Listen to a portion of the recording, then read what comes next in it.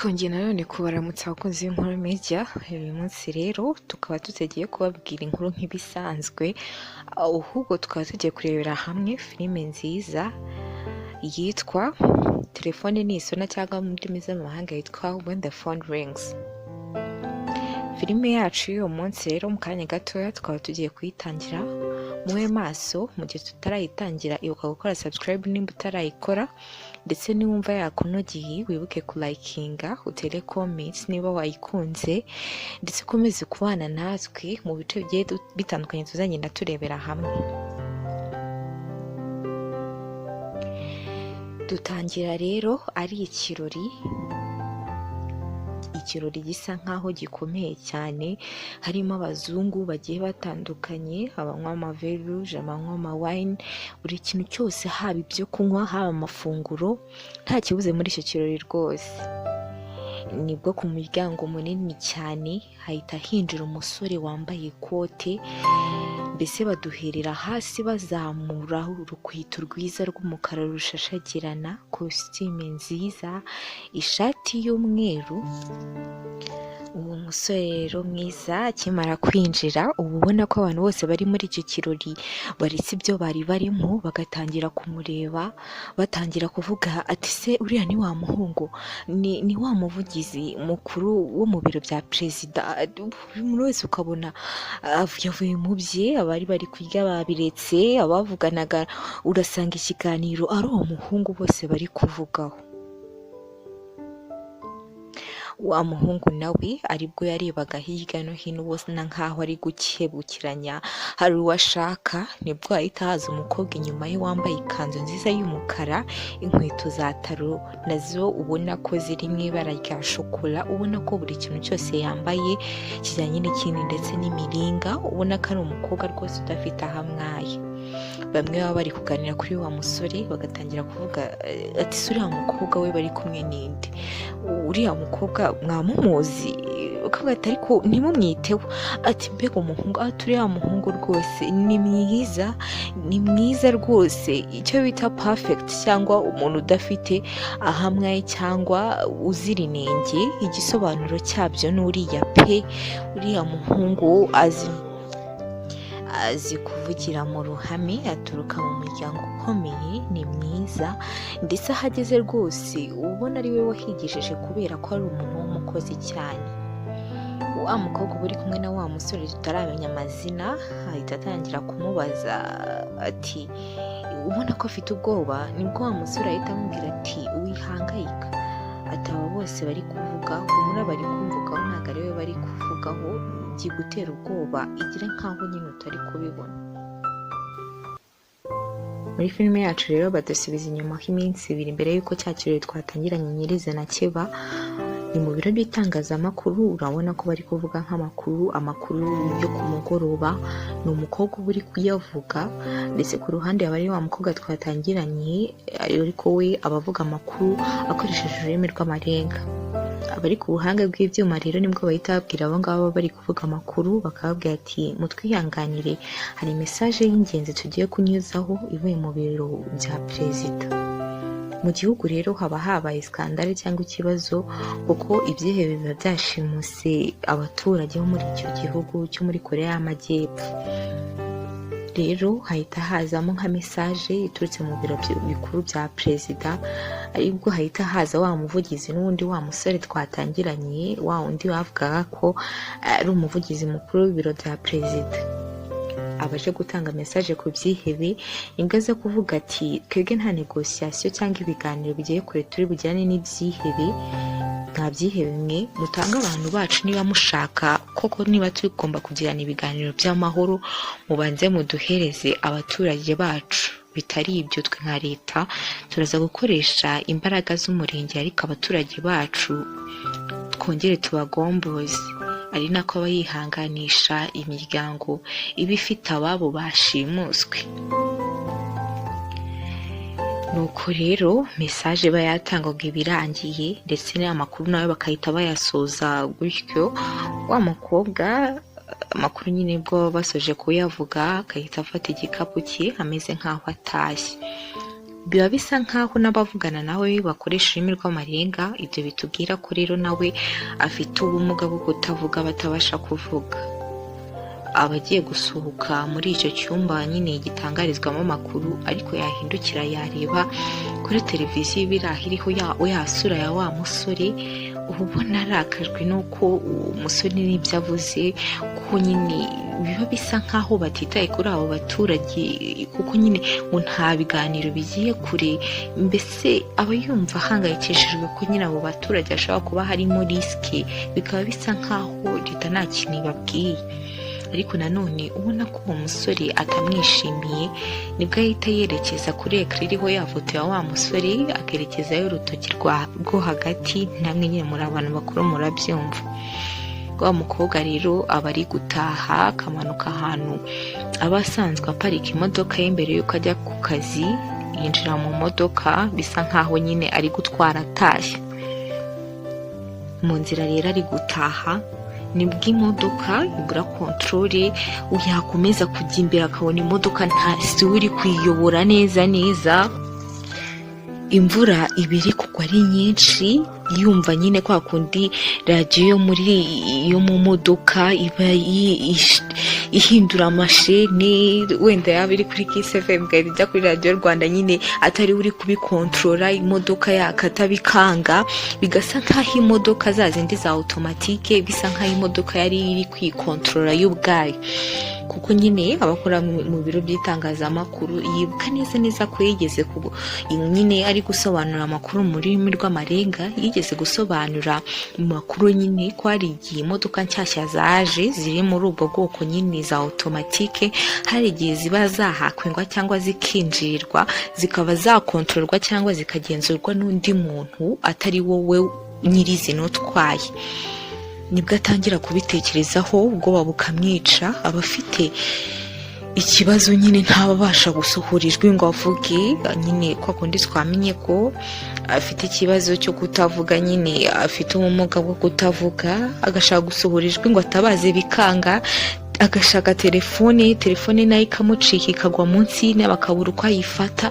Imvura aba ari nyinshi cyane, ya mvura nyine uba utareba n'imbere hari igihu, yahindukira yareba ku rundi ruhande mu kirahure akabona umugabo uri ku ruhande uri kuza yambukiranya umuhanda, wambaye ikote ry'umukara, ari kumwegera. Umukobwa aribwo agira ubwoba, atabasha no gusohora ijwi byibuza ngo abe yatabaza. Mu mutima ari kuvuga ati ni mu ntabare. Wa muntu uri kumwegera w'umugabo nibwo ahita afungura ya modoka akahita amwinjirana. Wa mukobwa rero atangira gutaka cyane,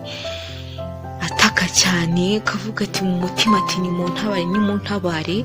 Rwa rugabo rero ruba rwamwinjiranye, nibwo rero uhita rumubwira ati erega witera imigeni ntacyo biri bugufashe, ndabizi ufite ubumuga bwo kutavuga, nta kintu uri bubikoreho, ahubwo ndagusaba ko tuza tugakorana, nidukorana urabasha gusohoka ahangaha amahoro.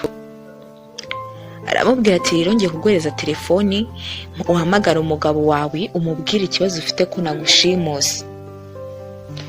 Wa wundi rero uba washimuse wa mukobwa ahita akoresha telefoni ye agahamagara. Nibwo tuhita tubona ahamagaye wa musore w'umuvugizi mukuru wo mu biro bya perezida, akamuhamagara. Wa muhungu ubona ko ahuze ari kenshi, uri kumva nyine mu gihugu hari icyo itoroshye ko abaturage nyine baba bashimuswe, uri kumva ko nyine telefoni ziba ari nyinshi zimuhamagara.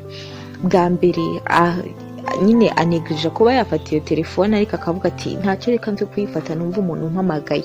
Yakwitaba akumva ijwi nyine rimeze nk'iryahindutse, risa nkaho ari ijwi nyine kwa kundi uburyo bahindura ijwi ry'umuntu rikaza muri nyine ibintu bya elegitoronike, ntabyo nzi byinshi bigiye kure, ariko nyine ijwi wumva atari iry'umuntu neza risa nkaho ryahinduwe mu bundi. Noneho nyine akumva umuntu ari kumuhamagara amubwira ati umugore wawe namushimuse. umusore niko guseka ati umugore wanjye se wamushimuse ute? Ati nubwo ndi icyamamare muri iki gihugu, nzwi n'abantu benshi ndetse nkomoka no mu miryango ukomeye mu gihugu, ariko ndakumenyesha ko nta muntu muri iki gihugu uzi isura y'umugore wanjye, ureke no kumenya ngo isura ye, nta n'umuntu n'umwe wamenya izina ry'umugore wanjye. Ni gute wambwira ngo rero wamushimuse mu gihe nta muntu muri iki gihugu umuzi keretse abantu banyegereye hafi? Warushimuse rero niko kwita guseka, akamubwira ati ni gute wambwira ko umugore wawe nta muntu umuzi kandi turi kumwe aya magingo ye? Wa musore rero agira ngo ni abatekamutwe bari kumuhamagara, noneho mu gihe n'igihugu kiba kiri mu bihe bitoroshye akupa ya telefone bimuhamagaye. Cya cyihebe kiba cyashimuse umugore we niko kurakara, gihita gikubita ku ntebe kiravuga ati ni gute yankupa, kirongera kiramuhamagara, yankupa mvuga ko namushimutiye umugore. Arongera akamuhamagara, wa musore akavuga ati nk'uyu muntu koko uri kunteka umutwe aya masaha afite ikihe kibazo? Arayitaba akamubwira ati mbabarira turi mu bihe bitoroshye, mbabarira nta mwanya mfite wo kwirirwa nitaba telefone zawe z'ubutekamutwe. Wa musore wabashimuse umugore we niko kumubwira ati umugore wawe rega ntavuga kandi turi kumwe, ati si ibintu by'ibinyoma, ati umugore wawe kuba turi kumwe byo turi kumwe. Wa musore kuwe aba yumvishe ko uwo muntu washimuse umugore azi neza ko umugore we atavuga, bisa nkaho bimukanzemo gatoya, ariko akajijinganya. Nibwo abanza gukupa telefone ya wa muntu wari umuhamagaye, agahita asa nk'uwandikira nyirabukwe akamubaza ati se umugore wanjye ari hehe? Nyirabukwe rero ahita amwohereza akamesaje akamubwira ati umugore wawe ati turi kumwe turi gusangira amafunguro yo ku mugoroba, ariko nasoza ndahita amwohereza atahe. Wa musore rero agira ngo wa muntu wari umuhamagaye kuko ni umutubuzi, niko kongera kuyita ahamagara ya nimero yamuhamagaye, akamubwira ati ni gute wambeshya ngo uri kumwe n'umugore wanjye? Nuko cya kiyebe kiba cyashimuse umugore rero kikagumya kurakara, kikamubwira ati uri kumva njyewe aya masaha ndi umuntu wo gufata umwanya wanjye ngiye nkagutuburira nkubeshya ngo mfite umugore wawe ntamufite? Bya bintu biba bivugwa hagati y'uwo musore ndetse n'icyo kihebe, wa mukobwa utavuga, wa wundi uba uri mu modoka bari kubyumva afite ubwoba, nta kuntu yasohora ijwi byibuze ngo atabaza uwo musore baba bahamagaye. Niko wa muhungu w'umuvugizi wa perezida mukuru, nyine wa muvugizi mukuru wo mu biro bya perezida, ahita amubwira ati ntacyo nimba uwo nguwo uri kumwe nawe ari umugore wanjye, ati nta kibazo, niba ushaka kumushimuta mushimute, ati nta kibazo rwose, niba ushaka no kumwica umwica, ahubwo umpamagare nze gutora umurambo. Wa musore aba abivuga nk'aho ari blague, uko nyine aba amaze kuvugana nyirabukwe ngira ngo bari kumuteka umutwe, kandi aba amaze kuvugana nyirabukwe abifata nk'aho ari blague nyine, nk'aho atari ibyanyabyo, ariko ahita anamukupa. Wa mukobwa ahita abyumva ko umuntu yari yizeye ko amutabara umugabo we rukumbi, avuze ngo baze kumuhamagara ngo bamwishe ngo aze atore umurambo. Biramubabaza, agahinda kakamwica, nibwo kwihangana byanga agahita yakserera imodoka akagenda nk'umusazi, ahubwo cya kihebe kikikanga, umukobwa yarakaye, ubona ko amarangamutima ye ababajwe cyane n'amagambo umugabo waba amaze kuvuga.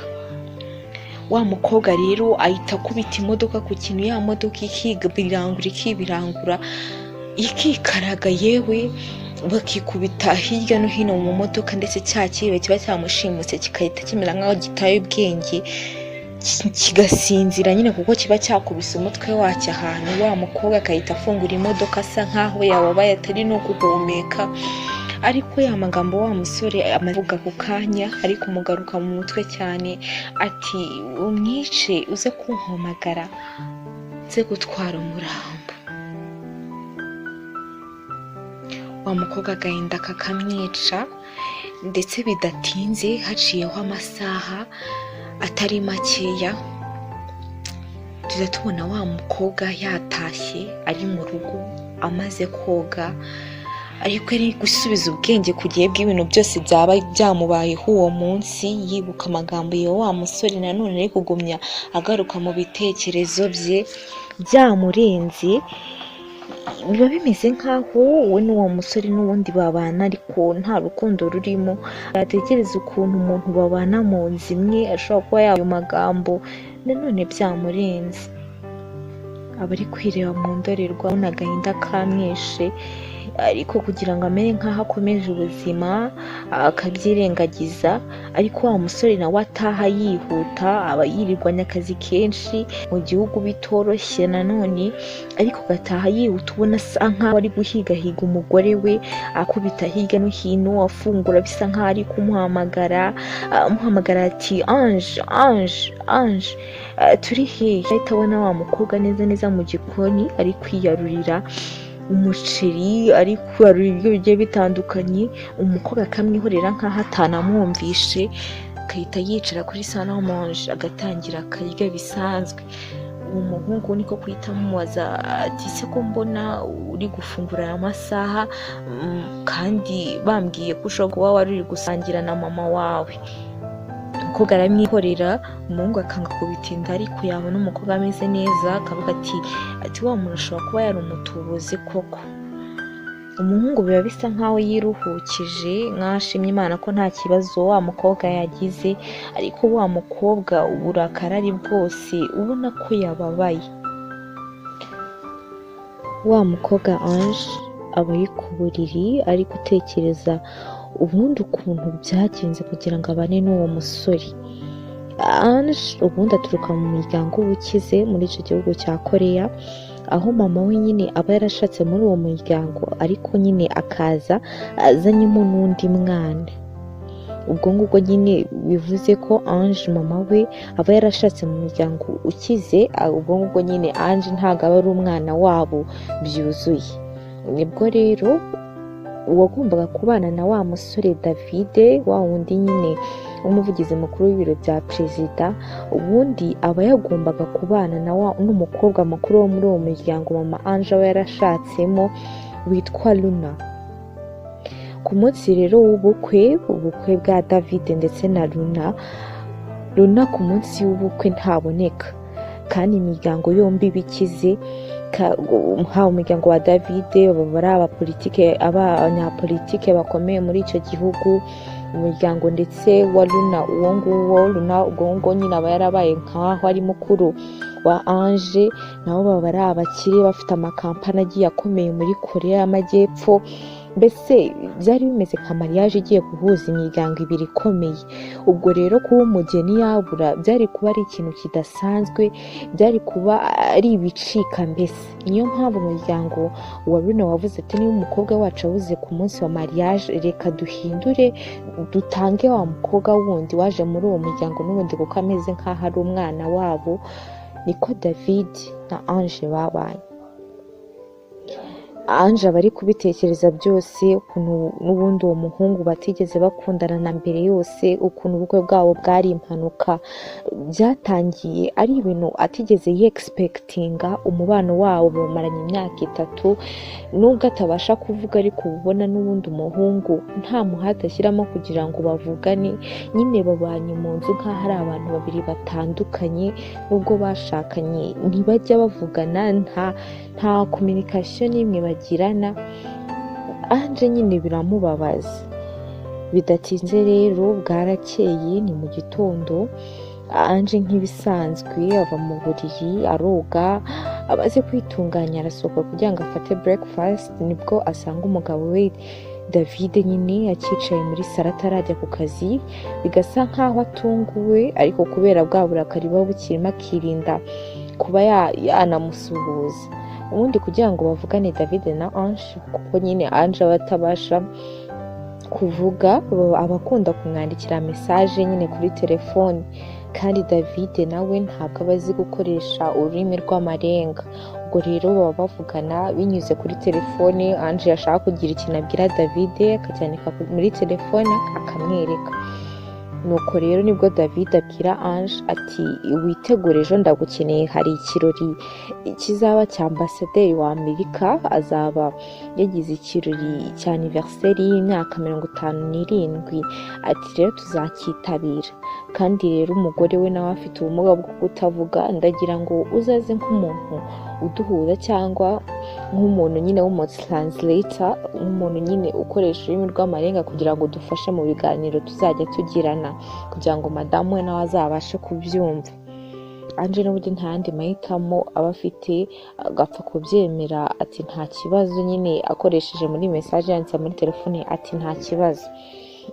Bidatinze rero wa munsi uragira nyirizina, wa munsi twatangiranye nawo muri cya kirori cyari cyabaye, aribwo dukomereza hamwe twatangiriye. Rero David ari kumwe n'umugore we Ange baba bari mu kirori, ariko twibukiranye neza ko mu gihugu cyose cya Koreya y'Amajyepfo, nubwo David aba ari umuhungu uzwi ukunzwe, wari umunyamakuru ndetse ubu ngubu akaba ari mu bya politiki kuko aba ari umuvugizi mukuru wo mu biro bya perezida, nta muntu n'umwe mu gihugu uzi isura cyangwa izina ry'umugore we.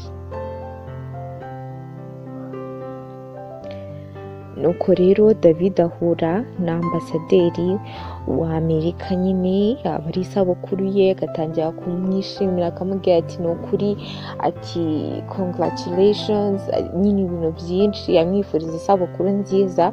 Aba ari kumwe n'umugore we ambasaderi, noneho wa mukobwa nyine agatangira nawe gusuhuza akoresheje ururimi rw'amarenga, agasuhuza umugore wa ambasaderi, kandi ibyo ambasaderi n'uwo muhungu David baba bavugana, wa mukobwa akomezana byo kugenda nyine abibwira wa mugore wa ambasaderi mu rurimi rw'amarenga nyine.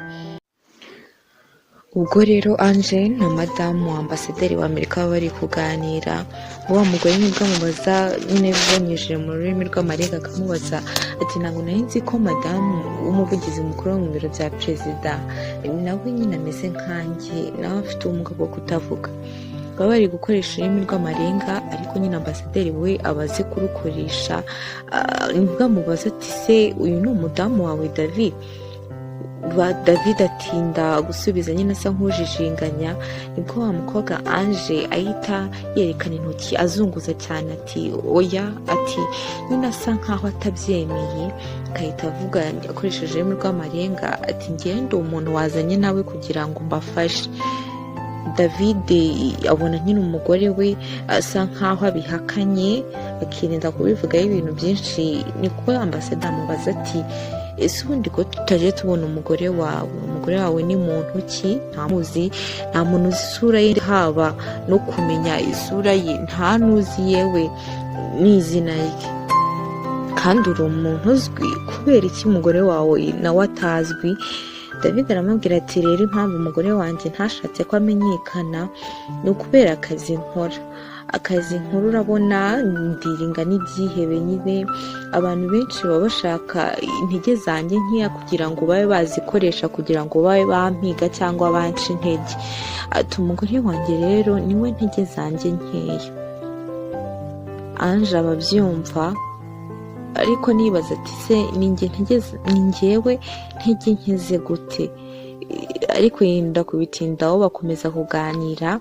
Yewe Ange akajya ku ruhande, haba habaye ikirori, agatangira kunywamo kamwe, asa nkaho ari kwiyahuza inzoga nyinshi. Ubwo David amwegera akamubwira ati kuri kunywa cyane, ati nturi businde, ahubwo si ubwo ngubwo ntiwasinze. Nibwo Ange amureba akamwitegereza cyane, akahita amucira akoresheje ururimi rw'amarenga ati ni gute wavuga ngo ndi intege zawe nkeya? Ati se nta nubwo unanyubaha? Niba ndi intege zawe nkeya, ni gute waba wavuze ariya magambo?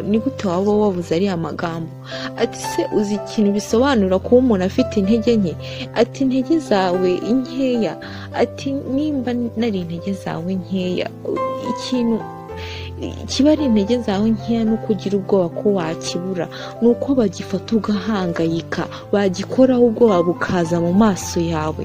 Ati nta soni, ati se nimba utanankunda nta nubwo wanyubaha. Abakoresha ururimi rw'amarenga, ariko David n'ubundi atari kubasha gusobanukirwa iby'umugore we ari kuvuga. Umugore we nibwo akoresha n'ubundi ururimi rw'amarenga akamubwira ati wamuginga we.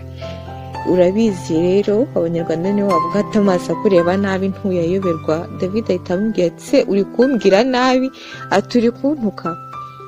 Anje amurebana amaso y'igitsuru ubona ko atishimye kuko akahita yikubita akagenda. David akiri aho ngaho nyine ari kwibaza ibibaye impamvu umugore we yarakaye, nibwo telefone ye ihita isona. Telefone ye rero irasona. David nibwo abona hari ya nimero ya rushimusi itangirwa n'umubare 406. Aravuga ati se wa mutubuzi, arongera arampamagaye. Wa mutubuzi rero kubera ko n'ubundi rwiyaba yarayihinduye, David apfa kwitaba akajya kuri telefone akamubwira ati wakureba rero uri mu birori wigize umugabo mwiza yagira ngo. David arikanga kuko ahantu aba ari haba harinzwe cyane, akibaza ukuntu uwo mutubuzi cyangwa rushimusi yaba amuhamagaye bisa nkaho anamuzi, azi neza ahantu ari, bikamucanga. Akavuga ati se ngiye wanikeye umutwe nturatuza, ati ni gute wakongera kumpamagara? Akamubwira ati umugore wawe ni wumbabaza, ukuntu umufata, ukuntu umusuzugura, ukuntu utamwubaha. David rero atangira gukebukiranya hirya no hino kuko aba yumva neza ko umuntu bari kuvugana bisa nkaho ari muri iyo nyubako mo ndani, nkaho amwegereye cyane. David atangira kugira ubwoba, aribwo wa rushimusi abamubwira ati umugore wawe ejo naramushimuse, ati imodoka yari ibiranduye neza, yari afite ubwoba mu maso ye, yari ari kurira ubutitsa, ati n'ijwi rye ridashobora kuva mu kanwa, ati byari bishimishije rwose. Turangije urambwira ati nimwice nkohereza umurambo, ati wa mugabo buri igitangaza. David atangira kugira ubwoba, yumva neza ko ibyo bintu bishobora kuba byari seriye. Akajya ku ruhande akamubwira ati ni gute watinyuka ngo ukavuga umugore wanjye nabi bingana gutyo? Ati umugore wanjye yari muzima. Rushimusi niko kumuseka, arangije aramubwira ati se wundi uwo mwitayeho, wigeze umenya niba kuko yagize ikibazo? Ati ahubwo wowe uze gucekinga, atumenye neza, umenye neza niba ibyo kuko mvuga ari ukuri. Atari ko icyo nzi neza nuko nari ndi kumwe n'umugore wawe. Aramubwira ati ese wowe urashaka iki? Nibwo Rushimusi amubwira ati ibintu nshaka ni kimwe muri ibi bibiri, ati hitamo utandukanye n'umugore wawe, umuhe divorce, n'ubundi si we wagombaga gushaka bwa mbere na mbere. Ati nimutatandukana urahitamo rero umpe $2 billion z'idolari. Ati bitari ibyo atamamaga yawe ndashyira hanze. David arika akamubwira ati sa yahe mabanga uri bushyire hanze? Ati amabanga unziho iki ubundi wowe unziho iki? Rushimusi niko guseka ati ahubwo se mbaza ngo ni iki ntakuziho? Ati ndakuzi kuri ya mugore wawe, anje atari we mugore wundi wagakwiye kuba ushaka, kuba warashatse. Ati wagombaga kuba warashatse mukuru we Luna. Ati ibyo ugateka ko ntabizi? Ati ngenda gutegetse, ati subiza ibintu uko byahoze, subiza ibintu ku murongo byakagombye kuba byarahozeho. Uri kuwo mukobwa n'ubundi ntumukunda, ntumuha n'agaciro. Bitari ibyo ingaruka urazirengera, cyangwa umpa amafaranga, cyangwa ngo uteze abantu iyo sura uhora urata ngo uri umuntu mwiza, ngo uri umunyapolitiki ukomeye, ngo iwanyu barakomeye, ngo utamazi. Wa Rushimusi ahita kupa. David agashaka kongera kumuhamagara ariko bikanga. David agahangayika, nibwo ahita abona umugore wavuye muri toilette, akahita agira ubwoba kuko n'ubundi aba ari kumushaka, kuko aba yumvisha ko byanga byakunda uwo rushimusi ari muri iyo nyubako n'ubundi barimo. Akavuga ati byanga byakunda nimba kuko ibyo yavuze ari byo yarankoreye ku mugore, ashobora kuba ari we ari gushaka. Nibwo ahita afata akaboko k'umugore we akahita amukurura akamujyana ahantu hihishe, akamubaza ati ndakubaza, ati ejo hari umuntu mubi mwigeze muhura cyangwa umuntu washatse kukugirira nabi? Umukobwa arikanga akabura uko amusubiza, agapfa kuzunguza umutwe amubwira ati yego, ariko nyine batabasha kuvugana kuko batabasha kumusubiza mu magambo. David akamubwira ati wigeze ukomereka, ati hari icyo yigeze agutwara? Areba ku isura ye, akareba ku maboko ye, akabona nta kibazo afite, ariko yareba ku ijosi akabona wa mukobwa hari ahantu yakomeretse. Nibwo ahita amenya neza ko umugore we ashobora kuba yarashimuswe koko, kandi uwo rushimusi wamuhamagaraga amuziho byinshi. David ararakara, niko kuhita akubita igipfunsi ku gikuta, amaraso agatangira kujojoba, Ange akagira ubwoba. Ari naho igice cya mbere cya filime yacu tugisoreje ahangaha. Ndabizi mutangiye kwibaza byinshi, wese uwo muntu uwo rushimusi uri guhamagara David ninde, kuki yari yashimuse Ange, ni iyihe mpamvu nta nyine yataye umugabo we ku munsi w'ubukwe yataje? Muri kwibaza byinshi. Ari nako mbiseguraho, amazina turi gukoresha ntabwo ari amazina nyirizina yo muri filime, ko muri Korea y'Amajyepfo bafite amazina ameze nk'aho agoranyemo ukuntu, ariyo mpamvu twagerageje guhindura tugashyiramo andi mazina. Filime tugikomeje yitwa Telefone Nisona cyangwa When the Phone Rings. Ahangaha igice cya mbere tugisoreje. Ibibazo byinshi mwibaza muzanye namo bisobanukirwa uko episode zigiye zitandukanye zizajya zisohoka. Mukomeze kubana natwe ku Nkuru Media. Niba utarasubscribing ibuka kubikora, nimba wakunze igice cya mbere kandi kilikinge cyangwa unagisharinge. Nakoze kubana natwe, naho ubutaha. Ciao ciao.